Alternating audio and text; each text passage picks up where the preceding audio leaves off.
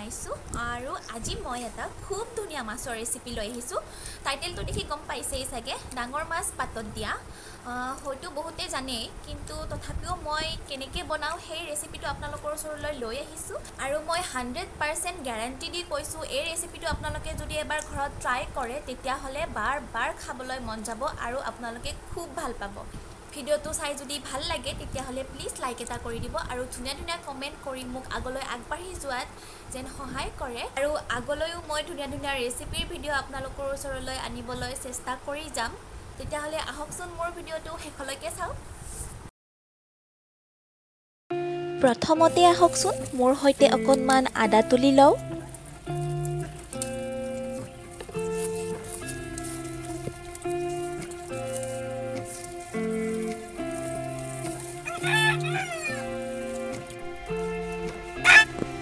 আৰু ইয়াৰ পিছত মই তুলিছোঁ কেইখিলামান মান ধনিয়াৰ পাত, কেইখিলামান মচুন্দৰীৰ পাত। মচুন্দৰী পাত পেটৰ কাৰণে খুবেই উপকাৰী।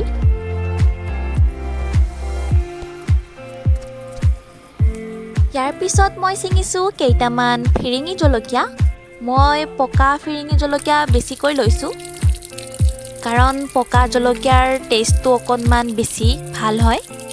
আৰু শেষত মই গোটেইবোৰ বস্তু ভালদৰে পানীত ধুই লৈছোঁ।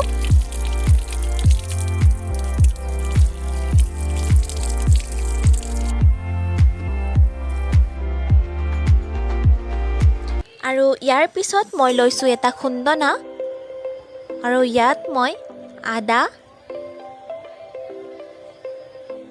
নহৰু, তাৰপিছত ছিঙি অনা ফিৰিঙি জলকীয়া কেইটা, পকা জলকীয়া কেইটা, এইখিনি মই ভালদৰে খুন্দি লৈছোঁ। মই মিক্সিত ব্যৱহাৰ কৰা নাই, কাৰণ মিক্সিত বেছিকৈ পেষ্ট হৈ যায়। এইখিনি বেছিকৈ মিহি পেষ্ট কৰিব নালাগে যিহেতু, সেইকাৰণে মই ইয়াতে খুন্দি লৈছোঁ। তাৰপিছত মই লৈছোঁ কেইটুকুৰামান, মানে 4 টুকুৰা বিকেট মাছ। মাছখিনিত মই নিমখ জোখমতে আৰু হালধি, তাৰপিছত পিচি লোৱা আদা নহৰু আৰু জলকীয়াখিনি 2 চামুচ দি, তাৰপিছত মই সৰহকৈ মিঠাতেল দি ভালদৰে মাছখিনি সানি লৈছোঁ। ইয়াত মিঠাতেল সৰহকৈ দিব লাগে, কেঁচা মিঠাতেল, আৰু গোন্ধটো খুবেই ধুনীয়া হয়। ভালদৰে মাছখিনি সানা হোৱাৰ পিছত মই মাছখিনি ৰেষ্ট কৰিবলৈ দি দিছোঁ। ইয়াৰ পিছত মই 2খনমান কলপাত এনেদৰে ভাগ ভাগকৈ কাটি লৈ জুইত এনেদৰে সেকি লৈছোঁ, যাতে কলপাতবোৰ মাছত মেৰিয়াই ল'লে ফালি নাযায়। আৰু জুইত এনেদৰে সেকি ল'লে কলপাতবোৰ ধুনীয়া কোমল হৈ যায় আৰু ভাজ কৰিবলৈ খুব সহজ হয়। তাৰপিছত কলপাতখিনিত মই মাছৰ পিচবোৰ এটা এটাকৈ দি তাত কাটি ৰখা মান ধনিয়া আৰু মচুন্দৰীৰ পাতবোৰ এনেদৰে দি কলপাতকেইখন ধুনীয়াকৈ মেৰিয়াই লৈছোঁ। মচুন্দৰী আৰু মান ধনিয়া দিয়াৰ কাৰণ এইটোৱেই যে তাত ধুনীয়া ফ্লেভাৰ এটা আৰু স্মেল এটা সোমাই যায়, আৰু যেতিয়া মাছখিনি ৰেডি হ'ব খুব ধুনীয়া চেণ্ট এটা ওলায়। আৰু চেণ্টটো যেতিয়া আপোনাৰ নাকত লাগিব আপোনাৰ ভোক লাগি যাব। এয়া দেখিবলৈ পাইছে, এনেদৰে ধুনীয়াকৈ কলপাত দুখন মেৰিয়াই মাছৰ পৰা যাতে মছলাবোৰ ওলাই নাযায় তেনেকৈ মই ধুনীয়াকৈ মেৰিয়াই লৈছোঁ। আৰু পাতখিনি বান্ধিবলৈ মই ব্যৱহাৰ কৰিছোঁ কলগছৰ পৰা অনা ৰছী। ইয়াত মই চব নেচাৰেল বস্তু ব্যৱহাৰ কৰিছোঁ, আপোনালোকে সূতাও ব্যৱহাৰ কৰিব পাৰে। ধুনীয়াকৈ টাইটকৈ এনেকৈ আপোনালোকে বান্ধি ল'ব।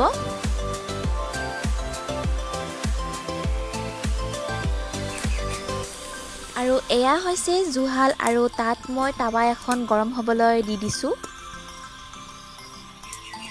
টাৱাখন গৰম হোৱাৰ পিছত মই তাত দিছোঁ অকণমান তেল।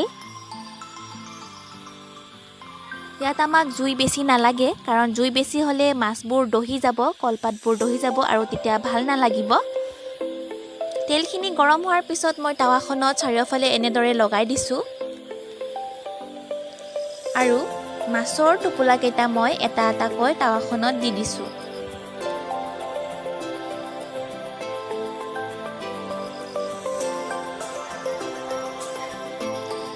টোপোলাকেইটা মই এনেদৰে ভালকৈ ঘঁহি দিছোঁ যাতে পাতবোৰ লাগি নধৰে আৰু ঢাকনি এখন দি মই ভালকৈ সিজিবলৈ দিছোঁ। অলপ সময়ৰ মূৰে মূৰে আপোনালোকে এনেদৰে চেক কৰি থাকিব আৰু টোপোলাকেইটা পিঠিকেইখন এনেদৰে চেঞ্জ কৰি দি থাকিব যাতে ভালদৰে সিজি যায় দুইফালে। মাছখিনি ভালকৈ সিজাৰ পিছত মই টাৱাখন নমাই থৈ দিছোঁ আৰু ঠাণ্ডা হ'বলৈ ৰাখি দিছোঁ।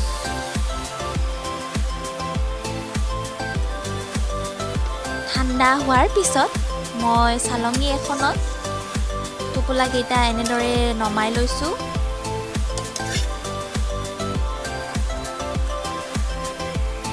আৰু ফাইনেলি এয়া মোৰ পাতত দিয়া ডাঙৰ মাছ ৰেডি হৈ গ'ল।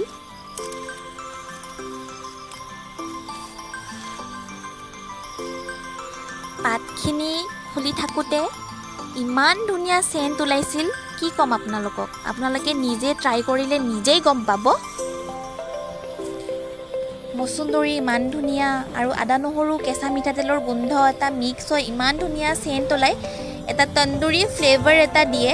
আপোনালোকে বনালে নিজেই গম পাব। আৰু মই এনেদৰে খুলি দিছোঁ গোটেইকেইটা টোপোলা।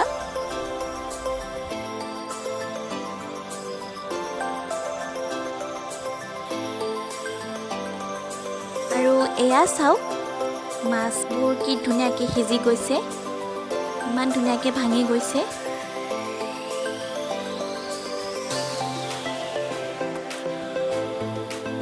আৰু এনেদৰে মই মাছখিনি পিটিকা কৰি লৈছিলোঁ। ইয়াত এক্সট্ৰাকৈ নিমখ, মিঠাতেল বা আন কিবা মছলা একো ব্যৱহাৰ কৰিব নালাগে। আৰু কাঁইটবোৰ মই এনেদৰে গুচাই দিছোঁ কাৰণ মাছখিনি পাতত দিওঁতেই মই চবখিনি মছলা দি দিছিলোঁ। ইয়াত আৰু অন্য একো ব্যৱহাৰ কৰিব নালাগে। আৰু দুপৰীয়াৰ ভাত সাজ মই এনেদৰে খাইছিলোঁ। সৰিয়হৰে কোমোৰাৰ সৈতেও মই বনাইছিলোঁ মাছ।